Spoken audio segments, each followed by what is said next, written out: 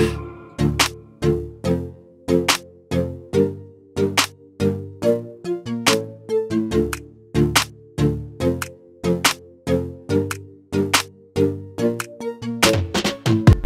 up mga boss? So welcome back. So karon mga boss is nananawag sa ato si Doc Elmer kay pa-judge niya ang iyahang free registration nga Ryukin grow out mga boss. Kaliko ni siya in red white. Syempre should kay mo balibad ta ni mga boss kay ato mga amigo si Doc Elmer. So nara siya mga boss, so Ryukin grooming competition. So wala na registration mga boss. Free ra na siya. And with trophies na siya mga boss. Ambot kinakaingon mo siya mga boss nga nakuno siya ikaduhaan ni nga grow out. Ambot lang og nahuman na ba. So pwede na rin ninyo inquire kang Doc kung napo ba ongoing pa ba siya ang submission. So dali rin siya mga boss kay kuan raman siyam raman ka short tail and 13 ka long tail or brood tail nga Ryukin. So tring paningkamutan nga mahuman dayon nga di na kay madugay kay siyempre gamay ra man kayo, posible sa kayo dili ni mahuman ba. Di koy gani saday ka. So atong ginahinayan mga boss. So wala man tay lingaw pud ani. So ato ning birahan dito. Shout out kay Doc Elmer sa tiwala. So after that mga boss is na may nanawag na pud sa ato mga boss. Kay pang sideline na pud. Pang side hustle na siya mga boss. So giagtuan na to mga boss. May na lang pampalit sa bin load, di ba? Ano lang, makakaunta o tarong-tarong pod. So asol hard kita mga boss. So, patulong na ta mga boss. Di araman doon sa Puerto Roman. So gikumbatihan na nato dito. So muna atong partner, uban nato tong partner perminti sa travel si Coco da Navarra. May gani kinatay magamit perminti. So salamat gyapon ta sa kahitasan mga boss nga girasyahan gyapon ta. Munang nay mga ginagmay nga grasya ang tuungin nato dito mga boss. So muna atong gikarga mga boss, nay nagpakarga og ligid 30 ni kabuok mga boss. Pero duwa ni siya ka pick up, akong magulang pud ang gikargahan isa. Ang ako is unom ra kabuok. So gapra man ni, dadol ra pud, kaya ra kayo. So nara siya. Unsa man say purpose day sa pick up day, bakargahan nalalaman nato i-service ra nato. Kargahan nato na paala pa niyag mga unsa ng ligid bitaw. Kaya ra kay na mga boss. Oh. Orag wala lang. Indol-dol raman pod. Dili na makaunsa sa imong sakyanan. After that mga boss, uli na din ta and namahog ta sa atong mga isda. Kay tingbahog na pod. Hinay-hinay og bahog. Kani siya mga boss, ang sulod ani is mga aban ani mga material, nagahalos materialis na lang gid ni ang pagbet nga kaliko Ryukin and napoy kaliko oranda. Napoy mga potential ani nga tulo ka pan. Sabay na po natong bahog. So mao ra ginatong buhaton mga boss, bahog sa isda. Side hustle ginagmay. Bahog doon, italatay ra din dia. Small rainbow. Dini din mga boss, napo diri nga side, napo itong mga material. Ako pa nang pampilian mga boss kay dagan man kay na sila. So ang uban na i-release nato, pwede gamiton sa uban nga materialis, pwede pud gamiton sa uban nga pang pet nila, pang display. And ang atong mga mapilian i-grow nato, regrow nato para mahimo natong materialis buhon. Salamat kita ni mga boss nga nanay mga na-release nga mga kaliko Ryukin, dagan-dagan na pud.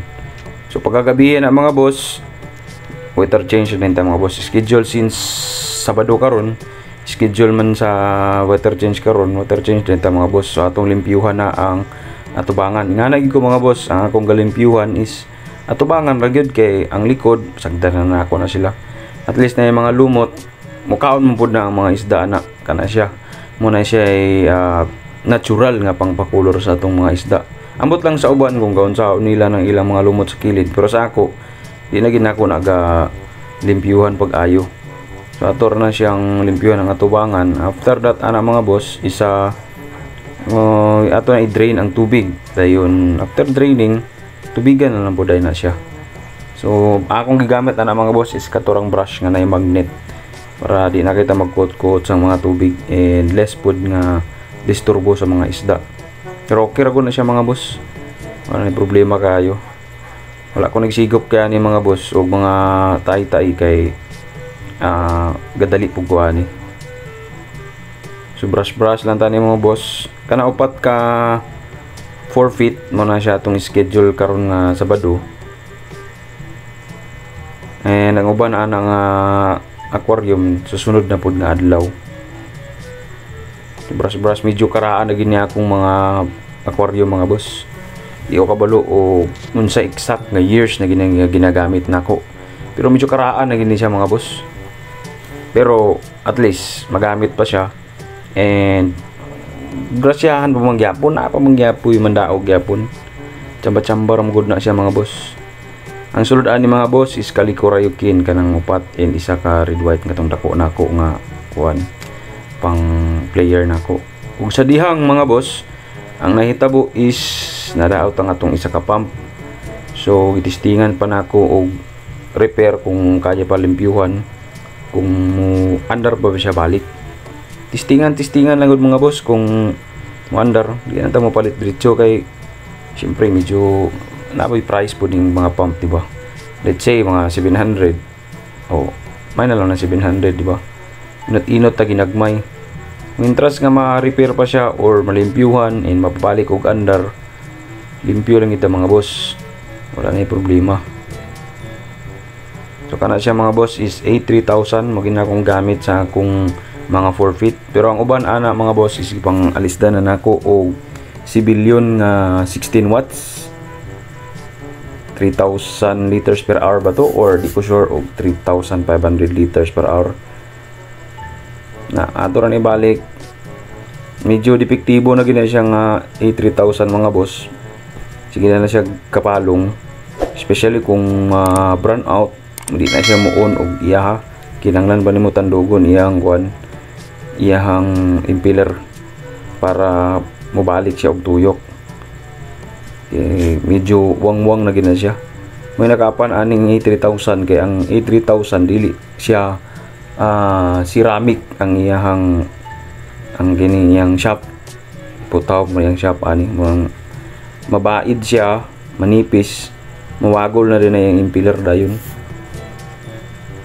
Na atong lyukon na nato ng yung impeller para kung mutuyok siya balik, di goods, di ta makagasto, di ba? Balik na sad, balik sa aquarium, tapos paandar rin na to ng mga boss.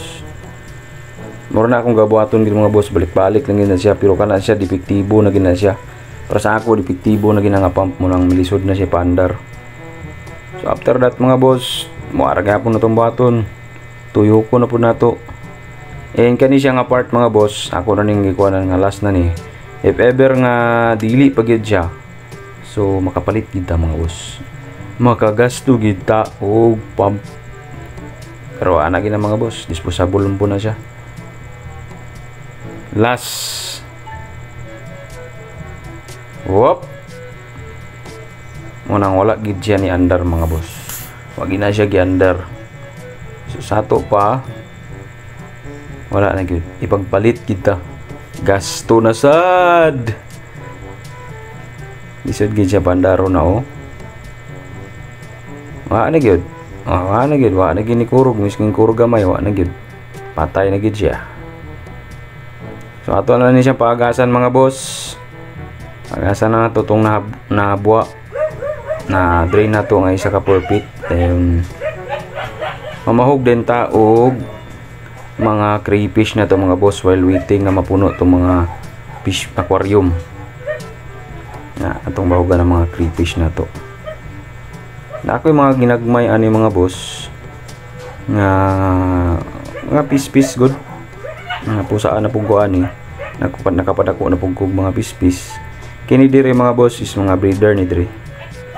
Mga breeder na diha na pairing ana nga 1 2 3 4 upat ka pairing. Tapos kanang sa blue mo na siya ang gagmay. Gitunga na ko sa pikas nga 2 feet. 2 feet na akong gamit ana mga boss. Kung nakita ninyo mga boss ang akong vlog atong niagi mo na siya ang katong gi-set up na mo ni bro may kwatawat nga 2 feet ang mga sulod. So nanay 5 ka 2 feet na ang crayfish ta na nalang pambutang dira. Bawg-bawgan na to na sila. Ang bawg na ako ani mga boss is PU2 and PU1. Murag na akong bawg mga boss. So far man dagko umpod. Buyag mon biya. Nga atong crayfish mga boss oh. Ayan ako mga breeder. Di pa kay dagko mga boss. Gagmay pa og produce. Pinakadagan siguro nga produce nako is 100 plus or 200 ba to. Wala man ako naihap.